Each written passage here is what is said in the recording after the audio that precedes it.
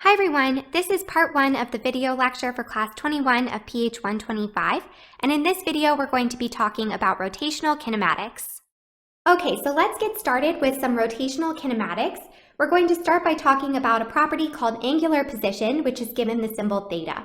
So the angular position is really just the angle measured from some reference line to a point of interest. So over here I have a bicycle wheel, and I've drawn in a reference line, which is just this horizontal line that stretches from the axle in the positive x direction. Okay, and the axle is the point around which this bicycle wheel is rotating.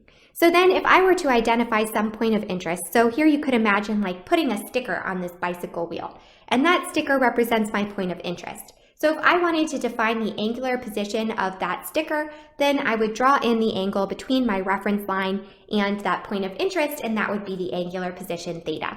Okay, so the convention here in terms of directions is that angular positions measured counterclockwise from the reference line are positive, and angles that are measured clockwise from the reference line are negative.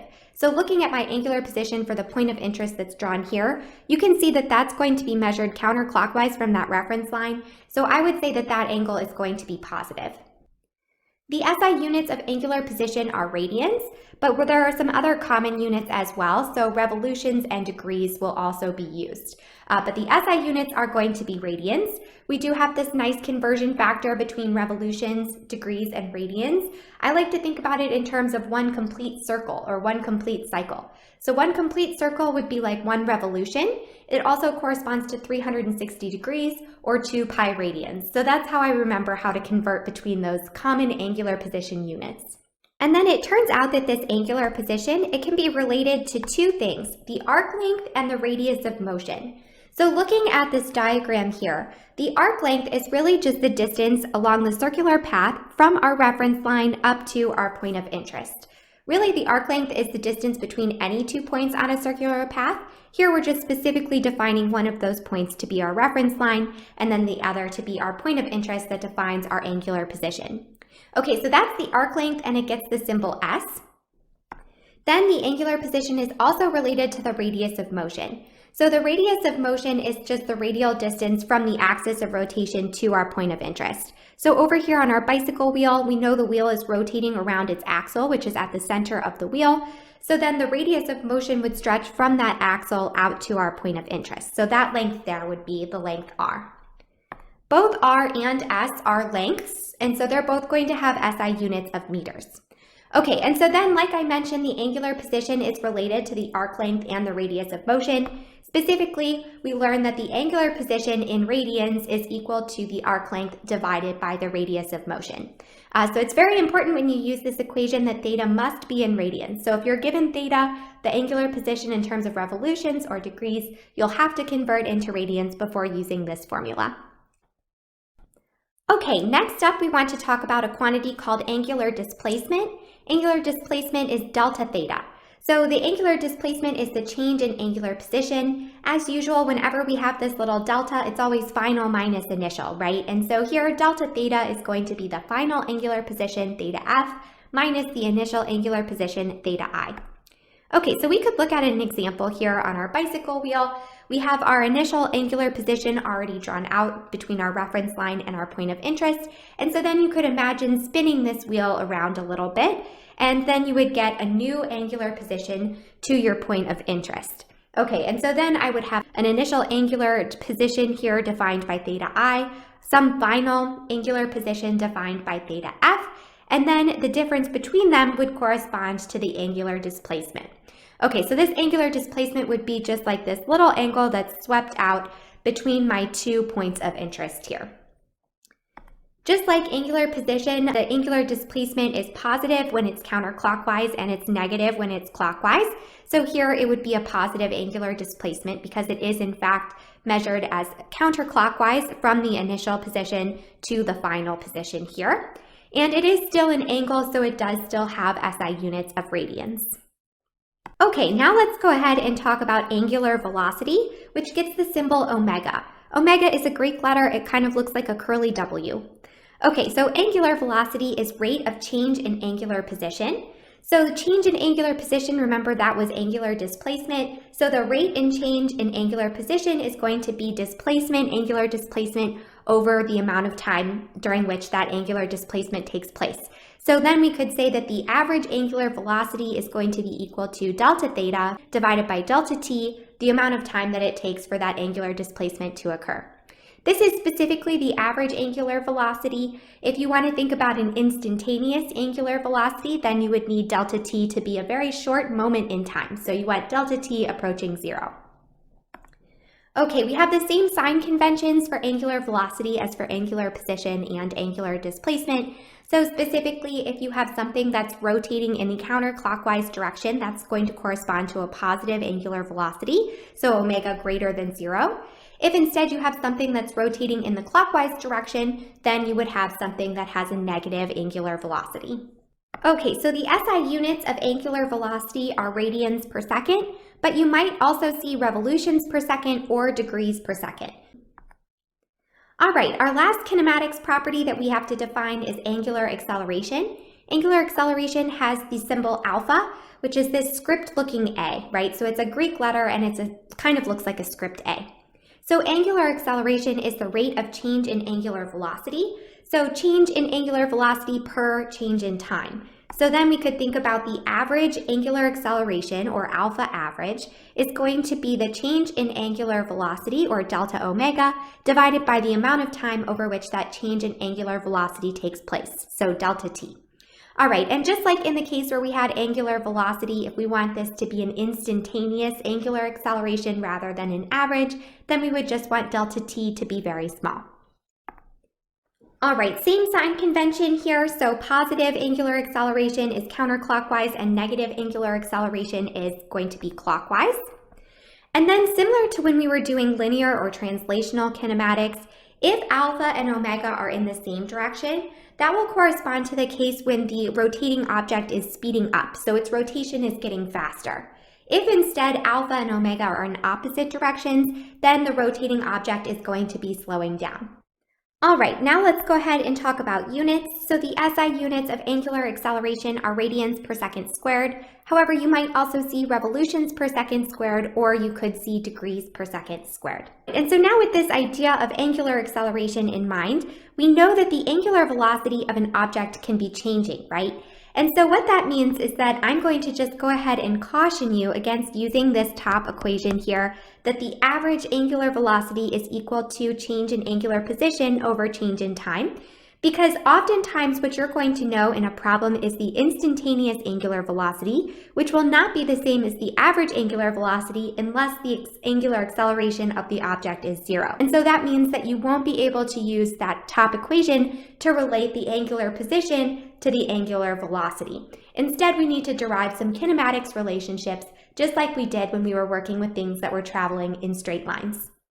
Okay, so let's go ahead and do that. Let's work on deriving some rotational kinematics equations, and specifically we're going to be focusing on the case where we have rotational acceleration that is constant. So in this case where we do have constant rotational acceleration, then the average value of that rotational acceleration, alpha average, is equal to the acceleration at any given moment in time. So in other words, it is equal to the instantaneous rotational acceleration, alpha. All right, and so this is just going to be some constant value that isn't changing in time. It could be 0 or it could be non-zero. So in this case, then we can derive some nice relationships between rotational position, velocity, acceleration, and time, similar to what we did when we were doing linear kinematics. So as an example, let's just go ahead and derive a relationship between rotational velocity, time, and constant rotational acceleration. So as I mentioned up above, in this case where we have constant acceleration, then alpha average is the same as alpha, the instantaneous rotational acceleration. Alpha average, we learned on the last slide, is equal to the change in the rotational speed divided by the change in time over which that change in speed takes place. So delta omega over delta t. Okay, so if we go ahead and say that the rotational speed at time t is equal to omega, and the rotational speed at time t equals 0 is omega naught, then this change in speed, delta omega, is just going to be omega minus omega naught, and change in time is going to be t minus 0, or in other words, just t. Okay, and so then what I can do is I can just rearrange this equation and solve for omega, which remember is my angular velocity at time t. then we get omega is equal to omega naught, which remember is just going to be the angular velocity at time t equals 0, plus alpha times t. And this should look awfully familiar. It looks just like our equation that we have relating linear velocity to time and constant linear acceleration. All right, and so then it turns out that we can actually find all of our rotational kinematics equations by just comparing them directly to our equations of motion for constant acceleration back in chapter 2 when we were talking about linear kinematics. So here we go again. Over here on the left-hand side, we have 3 of our 5 basic kinematics equations that we learned in chapter 2 for motion in one dimension. Specifically here, it was motion in the x direction. All right, and what I can do to derive my angular kinematics relationships for constant angular acceleration alpha is I can just go ahead and replace anywhere that I have x, which is position, in my linear relationships. I'm just going to replace that with theta, which is angular position, in my angular kinematics relationships. Similarly, anywhere that I have Vx, which was velocity in the x direction, I'm going to replace that with omega, which is my rotational velocity. Lastly, anywhere that we have Ax, which was acceleration in the x direction, I'm just going to go ahead and replace it with alpha. All right, and so then we have our angular kinematics equations. And I'll just mention here that we have the same problem-solving approach as in chapter 2 in working with these angular kinematics relationships. All we want to do is think about what do I know, what am I missing, and then pick the equation that matches best to solve for the thing you're looking for. And I'll just give one last plug here for avoiding the equation that omega average is equal to delta theta over delta t. If you are asked to relate the angular position to the angular velocity of an object, I would definitely recommend coming back to these rotational kinematics equations rather than trying to use that omega average equals delta theta over delta t equation, unless you're really sure that you have omega average, and then go for it. So now you might be wondering, why were we able on that last slide to just go ahead and directly substitute our new rotational quantities into our old kinematics relationships, which involved linear or tangential quantities? It seems a little strange that we were just really able to do that. And so you might be wondering, why was that okay? And so it turns out that that was okay because our linear and our rotational quantities are actually directly related to each other. So let's just take a look at how they're related. We're going to start by thinking about distance here.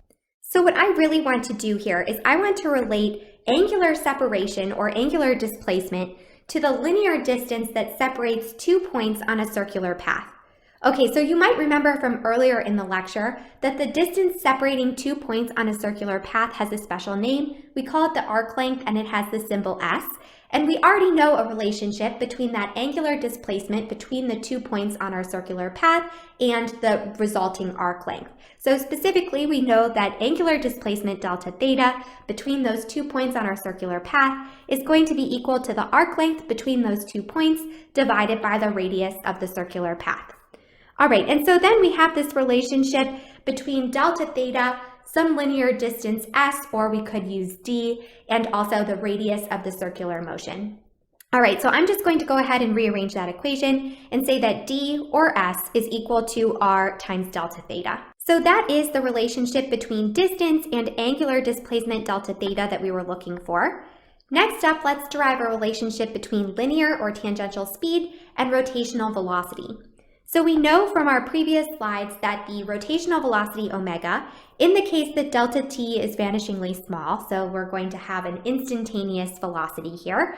So if delta t is vanishingly small, then omega is equal to delta theta over delta t. Delta theta, our angular displacement, we've already related that to d. So let's go ahead and just use that relationship right over here. Delta theta is equal to distance d divided by the radius of the circular path on which this object is moving. Okay, and so we're going to have d divided by r all over t. I just kind of rearranged it and grouped together d over t here. And so hopefully we recognize that distance over change in time, that's really linear speed v. And again, we're assuming that delta t is small enough that this is an instantaneous speed. Okay, so now we have linear speed related to the radius of the circular path on which our object is moving, and also omega. All right, and so this is the relationship we were looking for here. We can now relate our linear or tangential speed v to our rotational speed omega. Specifically, omega is equal to v divided by r, or we can rearrange and say that v is equal to r times omega. Okay, our last relationship here then is going to be the relationship between linear or tangential acceleration and rotational acceleration, alpha. And so we can derive this by remembering that alpha is equal to delta omega over delta t, where this again is going to assume that delta t is vanishingly small so that we have an instantaneous acceleration here. All right, so what is delta omega, the change in the rotational velocity of our object? Well, remember that the rotational velocity omega is equal to v divided by r, where r, remember, is the radius of the circular path. So r is going to be constant everywhere on this circular path. And so when I change omega, what I'm really going to be changing is v, or in other words, the tangential speed of the object on that path. Okay, and so then a change in omega is going to correspond to delta v over r, which is going to stay constant. And so then what I can do is I can just rearrange and group stuff here. We end up with delta v over delta t multiplied by 1 over r. And hopefully we recognize that delta v over delta t, that's just our linear acceleration a. So now we have this final relationship that we were looking for. Alpha is equal to a divided by r, or in other words, the linear acceleration a is equal to r times our rotational acceleration, alpha.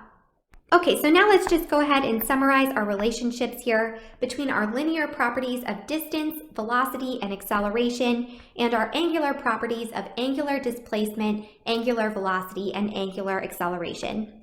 Here we know that s, or d, is equal to r times delta theta, v is equal to r times omega, and a is equal to r times alpha. All right, and it turns out that these relationships tell us something really important about how things move on a rotating body. So when we think about angular position, angular velocity, and angular acceleration for any point along some common line on a rotating object. So here, if I were to draw out a radial line here on this rotating wheel, if I were to pick any point on that line that I just drew, it would have the same angular position or angular displacement from some reference line. It would have the same angular velocity, and it would have the same angular acceleration.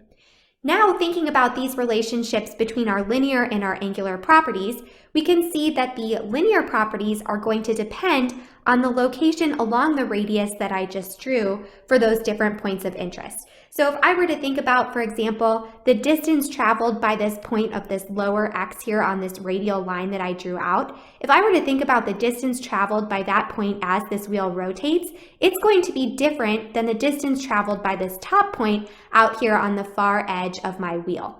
So then you can just think about drawing in, if they go to some new angular displacement like over here, I can see that the arc for the top point is going to be bigger than the arc for this middle lower point here. And so that corresponds to the fact that the distances traveled are going to be different for different points along a radial line. And that would also be true then for the velocity at those different points and also the acceleration. So the points on a radial line have the same angular properties, but they will have different linear properties. And then remember, our original question was why were we able to just directly translate between our linear kinematics relationships and our rotational kinematics relationships? And that really comes from the fact that we have these relationships between our linear and angular properties, and that's why we get this nice relationship between our linear and rotational kinematics relationships. Okay, so let's go ahead and just do a practice problem here. You and a friend are playing on a merry-go-round and you're standing on the outer edge, but your friend is standing halfway between the outer edge and the center. And we want to assume that the rotation rate of the merry-go-round is constant, and we want to know who has the greatest angular velocity. Okay, so to answer this question, we just want to remember that the rotational properties are the same at every point on a rotating object. So that means that the angular velocity is going to be the same everywhere on this rigidly rotating merry-go-round. And so that means that both you and your friend will have the same angular velocity. So I would go ahead and pick answer C here. Okay, now we have the same setup and we want to know who has the greatest linear or tangential velocity. So now we want to remember that v is equal to r times omega. So you and your friend both have the same angular velocity omega. We found that out in the last problem. but you have twice the distance from the center of the merry-go-round compared to your friend, right? So you're at a radius that's twice as big as your friend's radius, or in other words, your friend's radius is half of yours. Okay, and so what that means is that your velocity, your linear velocity, is going to be r times omega, whereas your friend's is going to be r over 2 times omega. And so that means that your friend's velocity, your friend's tangential velocity, is exactly half of yours. So in other words, you are going to have the greater linear or tangential velocity. So now when we think about objects that are moving on a circular path, or when we think about objects that are rotating around, we can talk about 3 different types of acceleration that are associated with that motion. So we can talk about angular acceleration alpha, which remember is delta omega over delta t, or in other words, it's how quickly the angular velocity is changing. So is the rotation getting faster? Is it getting slower? That's what alpha is going to tell us. Then we've also talked about tangential acceleration A. We just saw on the previous slides that A is related to the alpha, right? So it's related to that angular acceleration alpha. Specifically, A is equal to r times alpha. In terms of my little drawing over here, what is A? Well, really, it's going to be the component of the linear acceleration of this object or this piece of the object that's rotating around. And it's the component of the linear acceleration that's tangent to a circular path. So tangent to the circular path just means that it's perpendicular to the radius of the path at any point on the path. Okay, so that tangential acceleration is always just going to be perpendicular to the radius at your point of interest. All right, and then lastly, we also talked about centripetal acceleration a few chapters back. So you might remember that the centripetal acceleration is the component of the linear acceleration that's directed directly inward towards the center of your circular path. And we learned back in our previous chapter that this centripetal acceleration, which we call ACP, is actually equal to v squared divided by r when you have an object that's moving at constant speed v on a circular path of radius r. All right, now we can relate this to the angular velocity omega by remembering that v is equal to r times omega, and we're left with the centripetal acceleration is equal to v squared over r, or r times omega squared. All right, and so then looking at my drawing up above, this centripetal acceleration for this point of interest that's drawn in here is going to be directed directly towards the center of the circular path. And so then you can see that the centripetal acceleration and the tangential acceleration are always completely perpendicular to each other. So they'll always make a 90-degree angle. Okay, so let's just do a little bit of practice now. We want to think about what can you say about the angular acceleration, centripetal acceleration, and tangential acceleration of an object on a circular path that moves with constant speed, or in other words, we would say that this object is in uniform circular motion. Okay, so to start with, in thinking about answering this problem, we know we have constant speed, and we know that the speed, which is the tangential speed, is going to be related to the rotational speed omega. So here we know that v is equal to r times omega. So r isn't changing, v isn't changing, and so then omega won't be changing either. So omega is also going to be constant. All right, and so now we're ready to think about our 3 types of acceleration. Alpha, remember, is change in omega over change in time. Omega is constant, it's not changing. And so that means that alpha is going to be 0. Similarly, A, which is our tangential acceleration, is equal to change in velocity v over change in time. We were told that this particle has constant speed, so delta v is also 0, which means that this acceleration, the tangential acceleration, is also going to be 0. All right, lastly here we want to think about our centripetal acceleration. Remember, centripetal acceleration is equal to v squared divided by r. V is non-zero, r is non-zero, and so this guy is going to be non-zero. All right, so with those results in mind, I would go ahead and pick answer B. Alpha and A are 0, but the centripetal acceleration will be non-zero here. Okay, so far we've been talking about things that basically just rotate in place. So imagine having a bicycle wheel and you're holding the axle. So you're just holding it in place. It's not actually rolling. It's just rotating around a constant fixed point. So that's what we've been talking about so far, but now we want to think about things that roll. So in other words, this is going to be something that has both translational and rotational motion, right? So it's going to translate, it's going to move along some path, but it's also going to rotate around at the same time. All right, so specifically here we're going to be talking about something called rolling without slipping, which is something that we have mentioned before. And like I mentioned, this just means that we're going to have both translational and rotational motion. All right, so the question that we want to ask ourselves here is, what is the overall translational speed of an object that's rolling without slipping? So specifically, we're going to think about a bicycle wheel here, and this bicycle wheel has a radius, which we're going to call r. And let's say that this bicycle wheel is rotating with some angular velocity omega. All right, and then I want to know what is the translational speed of this bicycle. So in other words, if I were standing back watching this bicyclist bicycle across the street in front of me, what speed would I record for it? All right, that's going to be the translational speed of the bicycle, and we're going to call that v. All right, so then if we want to know what is that translational speed, we're going to start by thinking about how long it takes the bicycle wheel to make one complete revolution. So in other words, if you were to think about this point on the bottom of the bicycle wheel, we want to know how long would it take for that point to move all the way around and come back down to the ground.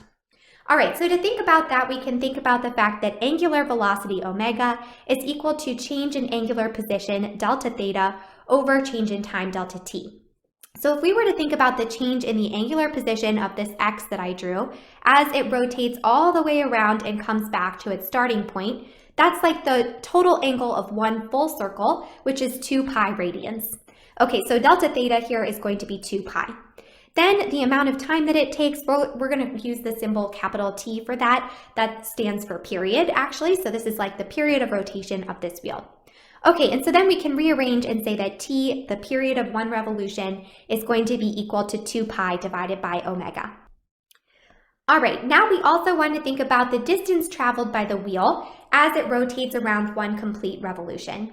So if you were to think about the total distance traveled here, if we were rolling without slipping, then that total distance traveled would be like the total length of the wheel or the tire if you were to just go ahead and cut it and then stretch it out across the ground. Okay, so in other words, that distance would just be equal to exactly the distance of one full circumference of your tire. All right, and so one full circumference, remember circumference is 2 pi r, and so the total distance traveled by the bicycle during this one revolution of the bicycle wheel is just going to be 2 pi r, the circumference of the wheel. All right, and so now we can put this together to determine the bike's overall translational speed. The translational speed is going to be the distance traveled by the bicycle wheel over the amount of time it takes. So the distance traveled in one revolution is 2 pi r. The amount of time that one revolution takes is 2 pi divided by omega. So we've just combined these top two results. And so then we can simplify and we see that the total translational speed of this bicycle is just equal to r times omega. So now we just want to think a little bit more about this idea of rolling motion, which is a combination of translation and rotation. And specifically here, we want to answer the question, what are the velocities of different points on a rolling wheel? And so it turns out that they won't be the same. So the velocities at different points on a rolling wheel won't be the same. And this leads to something called the spoke blur effect. And so let's just watch a quick little video on the spoke blur effect, and then we'll explain what it is and where it comes from. Now, if you have ever seen a rolling wheel, whether by itself or as part of a car, you may have noticed that no matter what direction the wheel is rolling in, the spokes at the bottom are clearer, less blurry than those at the top. Next time you see a rolling wheel, pay attention, because this effect is everywhere. But why does it happen? Now look, when things move quickly, they can become blurry, like the spokes on this wheel while the wheel is turning. Right now, the spokes are blurry everywhere, all over the wheel. But when the wheel rolls, the bottom region is at all times less blurry than the top. Okay, so we just heard a little bit about the spoke blur effect, and I have the link here if you would like to watch the full video, but we're just going to talk a little bit about it now. And so specifically, we're going to talk about that last case that he was just showing, where you have a wheel that's rolling along the ground, and we saw that the bottom spokes were always clearer than the top spokes.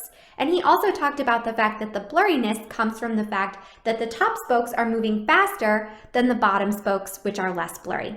So let's take a look at why. All right, so to do this, we're just going to break this rolling motion up into two components, the translation and the rotation. So we'll start by talking about just pure translation here. So imagine you have this bicycle wheel and you have your brake clamped, right? So it can't actually roll. And imagine just dragging the wheel, which is fixed, so it can't roll, just dragging it across the street. So like you would drag a box across the street. Okay, so that would be a version of pure translation. And whenever this happens, we refer to it as skidding or slipping. All right, so we already learned on the previous slide that the translational speed of this bicycle wheel is going to be equal to r times omega once it's rolling. Okay, so let's imagine that this bicycle wheel, it's translating, it's stuck so it can't rotate, but it's translating with speed v, which once it is allowed to rotate is going to be equal to r times omega. If we were to think about 3 different points on this wheel, they would all have the same translational speed v. So the point at the top, the point at the middle, and the point at the bottom, because the whole thing is just moving as one unit across the floor.